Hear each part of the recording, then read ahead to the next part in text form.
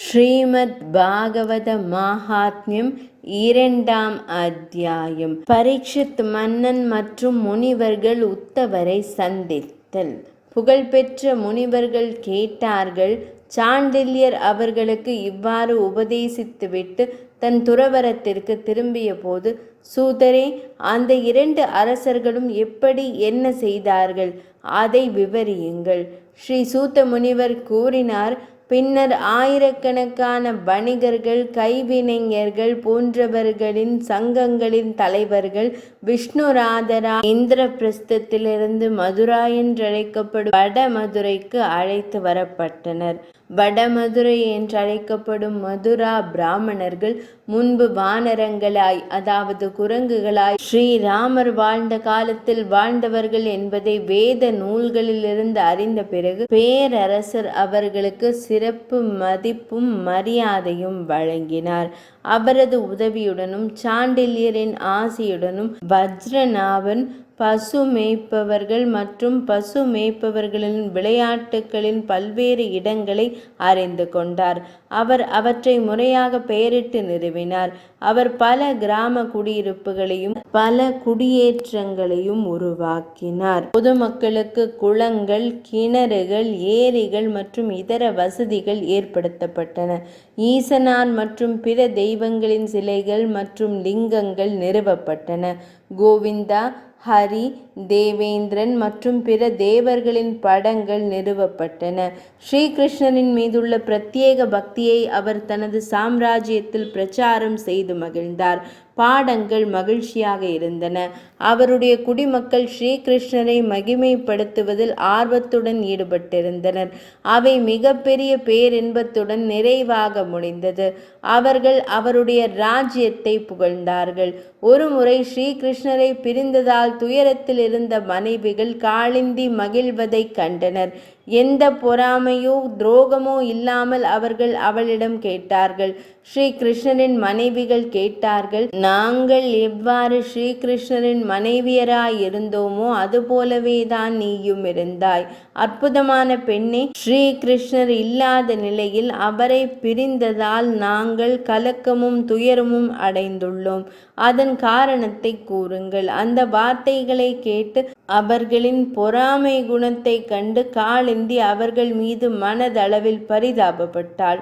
அவள் புன்னகையுடன் இந்த வார்த்தைகளை கூறினாள். காளிந்தி கூறினாள், ஸ்ரீகிருஷ்ண பரமாத்மா ஆத்மா ராமர், அதாவது ஆத்மாவில் மகிழ்ச்சி அடைபவர். நிச்சயமாக தேவி ராதை அவருடைய ஆத்மன். அவள் பணியாளாக இருப்பதன் விளைவாக பிரிவின் துயரங்கள் நம்மை ஆட்கொள்ளாது. ஸ்ரீகிருஷ்ணரின் அனைத்து நாயகியரும், அவருக்கு பிரியமானவர்கள் அனைவரும் அவளுடைய சொந்த பாகங்களின் நீட்சிகள். அவளுக்கு அருகில் நாம் நிரந்தரமாக இருப்பதன் காரணமாக ஸ்ரீகிருஷ்ணருடன் நிரந்தர ஐக்கியம் உள்ளது. அவன் ஸ்ரீகிருஷ்ணன் தானே. அவள் ராதை தானே. வாசி, புல்லாங்குழல் அவர்களின் அன்பின் வடிவம். சந்திராவளி, ஸ்ரீகிருஷ்ணரின் சந்திரனை போன்ற நகங்களுடன் தொடர்பு கொண்டு இருப்பதால் இது சந்திராவளி என்று அழைக்கப்படுகிறது. அவர்களுக்கு ராதை மற்றும் கிருஷ்ணர் சேவை செய்வதில் தீவிர ஆசை கொண்ட தேவி ருக்மிணி மற்றும் மற்ற அரசியர்கள் மற்றொரு வடிவத்தை எடுத்துக்கொண்டு அதனுள் நுழைந்து அடையாளம் கண்டு கொண்டார். புல்லாங்குழல் ராதாகிருஷ்ணரின் அன்பின் சின்னம் அதற்கு சாட்சியாக இருந்தது. அல்லது தேவி ருக்மிணியும் மற்ற தலைமை ராணியரும் தேவி ராதையின் பாகங்களாக இருந்தனர். அவர்கள் எங்கே சென்றார்கள்? தேவியர் அவர்களுக்கு ராதை மற்றும் கிருஷ்ணர் சேவை செய்ய மிகவும் ஆசைப்பட்டதால் வேறு வடிவத்தை எடுத்து தேவி ராதையில் தங்களை இணைத்து கொண்டனர். அவர்கள் இணைவதை நான் நேரில் பார்த்திருக்கிறேன். உங்கள் விஷயத்திலும் ஸ்ரீகிருஷ்ணரிடமிருந்து முற்றிலும் பிரிந்திருக்க முடியாது. ஆனால் நீங்கள் அதை உணரவில்லை. எனவே நீங்கள் கிளர்ச்சி அடைந்து மன உளைச்சலுக்கு ஆளாகி உள்ளீர்கள். முன்பு அக்ரூரரின் வருகையின் போது பசு மேய்ப்பவர்களும் வெளிப்படையாக பிரிந்தனர். ஆனால் அது கலைக்கப்பட்டது மற்றும் கோபியர்கள் உத்தவரால் சமாதானம் செய்யப்பட்டனர். இங்கே நீங்கள் அவருடன் தனியாக தொடர்பு கொண்டால் உங்கள் நாயகருடன் நீங்கள் நிரந்தரமாக விளையாடலாம். ஸ்ரீ சூதர் கூறினார். இவ்வாறு கூறப்பட்டவுடன் அந்த மனைவியர் ஸ்ரீகிருஷ்ணரின் தேவியர் உத்தவரை கண்ட பிறகு தங்கள் மையல் கொண்ட நாயகருடன் தொடர்பு கொள்ள ஆவலாக இருந்தனர். அதாவது ஸ்ரீகிருஷ்ணருடன் இணைய ஆவலாக இருந்தனர். மகிழ்ச்சி அடைந்த அவர்கள் மீண்டும் காளிந்தி தேவியிடம் கூறினர். ஸ்ரீகிருஷ்ணரின் மனைவியர்கள் கூறினார்கள், தோழியே, தாங்கள் பாக்கியவான். ஏனென்றால் தாங்கள் உங்கள் மையல் நாயகரை பிரிந்து விடவில்லை. தங்கள் நோக்கத்தை நீங்கள் அடைந்த அந்த பெண்ணின் பணியாளர்களாக நாங்கள் ஆகியிருப்போம். ஸ்ரீசூதர் கூறினார், ஆனால் நாம் உத்தவரை சந்தித்தால் நமது பொருட்கள் அனைத்தும் உணரப்படும். எனவே காளிந்தி தேவியே, நாம் உத்தவரை எந்த வழியில் சந்திக்கலாம் என்று கூறுங்கள். இவ்வாறு கூறப்பட்டதும் தேவி காளிந்தி சந்திரனை போன்ற ஸ்ரீகிருஷ்ணரின் 16 காலங்களை நினைவு கூர்ந்தார். பின்னர் அவர்களுக்கு பதில் கூறலானார். ஸ்ரீவைகுந்தத்திற்கு செல்லும் போது ஸ்ரீகிருஷ்ணர் தனது அமைச்சரான உத்தவரிடம் பதரிகாசிரமம் ஒரு பொருளை பெறுவதற்கான தவ பூமி என்று கூறினார். அவர் அங்கு காணக்கூடிய வடிவில் தங்கி அறிவை கிருஷ்ணரை பற்றி வழங்குகிறார்.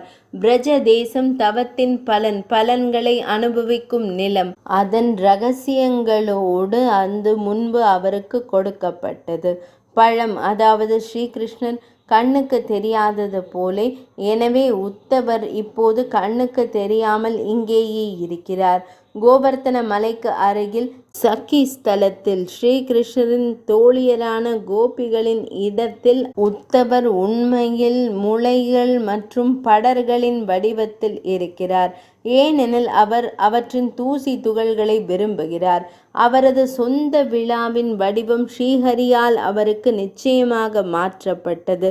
எனவே நீங்கள் அனைவரும் வஜ்ரநாபனுடன் சேர்ந்து குசும சரோவரம் மலர் ஏரி பகுதியில் தங்க வேண்டும். நீங்கள் ஸ்ரீஹரியின் மீது மிகுந்த ஈடுபாடு கொண்ட அனைத்து நபர்களையும் ஒன்றிணைத்து விழாவை ஸ்ரீஹரியின் மகிமை ஓதுதல், ஸ்ரீஹரியின் மகிமை குறித்து இனிமையான பாடல்கள் மற்றும் வீணை, புல்லாங்குழல் மற்றும் மிருதங்கம் போன்ற இசை கருவிகளுடன் தொடங்க வேண்டும். அதாவது அது அவற்றை கொண்டு கொண்டாடப்பட வேண்டும். பெருவிழா சிறப்பாக கொண்டாடப்படும் போது தாங்கள் உத்தவரை நிச்சயம் சந்திப்பீர்கள். அந்த சந்திப்பு நிச்சயமாக நீங்கள் விரும்பிய பொருட்களை முழுமையாக அடைவதற்கு வழிவகுக்கும். சூதமா முனிவர் கூறினார். இதை கேட்டு அவர்கள் மகிழ்ச்சி அடைந்தார்கள். காளிந்தி தேவிக்கு வணக்கம் கூறிவிட்டு திரும்பினர். அவர்கள் எல்லாவற்றையும் வஜ்ரநாபன் மற்றும் பரீட்சித்து மன்னனிடம் தெரிவித்தனர். அதை கேட்டதும் விஷ்ணுராதன், அதாவது பரீட்சித்து மன்னன் மகிழ்ச்சியடைந்தார்.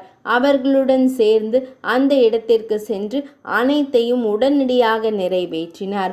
ஸ்ரீகிருஷ்ணரை மகிமைப்படுத்தும் திருவிழா கோவர்த்தன மலையிலிருந்து வெகு தொலைவில் உள்ள பிருந்தாவனம் எனப்படும் வனத்தில் உள்ள சகிஸ்தலா என்ற இடத்தில் உள்ள மலர் ஏரியில் தொடங்கியது. ரிஷபானுவின் மகளின் மையலில் உண்மையான நடனம் மற்றும் பிற விளையாட்டுக்கள் ஸ்ரீகிருஷ்ணரின் சக்தியின் காரணமாக ஸ்ரீகிருஷ்ணரின் மகிமையால் மீண்டும் புத்துயிர் பெற்றபோது அனைவரின் விழிகள் அவர் மீது மட்டுமே பதிந்திருந்தன, வேறு எதற்கும் திரும்பவில்லை. பிறகு அவர்கள் அனைவரும் பார்த்து கொண்டிருக்கும் போதே உத்தவர் புற்கள், கொடிகள் மற்றும் வேலிகளின் கொத்தாக இருந்து வெளிப்பட்டார். அவர் கருப்பு நிற மாலைகளை கழுத்தில் அணிந்து மஞ்சள் நிற ஆடைகளை திருமேனியில் அணிந்திருந்தார். அவரிடம் குஞ்சா, சிவப்பு மற்றும் கருப்பு மாலைகள் இருந்தன. மாடு மேய்க்கும் பெண்களின் மையலின் பெருமையை அவர் திரும்ப திரும்ப பாடிக்கொண்டிருந்தார். அவர் வந்ததும் சந்திரன் உதிக்கும் மாடங்களிலும் மொட்டை மாடிகளிலும் உள்ள ஸ்படிகங்களைப் போல மகிமை பெருவிழா மிகவும் அழகாக மாறியது. அவர்கள் பேரின்ப கடலில் மூழ்கினர். அவர்கள் அனைவரும் மற்ற அனைத்தையும் மறந்துவிட்டனர். ஸ்ரீகிருஷ்ணரின் வடிவில் உத்தவரை கண்டவுடன் அவர்கள் உடனடியாக முழுமையான அறிவை பெற்றனர். தங்கள் விருப்பங்களை உணர்ந்த அவர்கள் உத்தவரை வணங்கினர். 2ஆம் அத்தியாயம் நிறைவடைந்தது.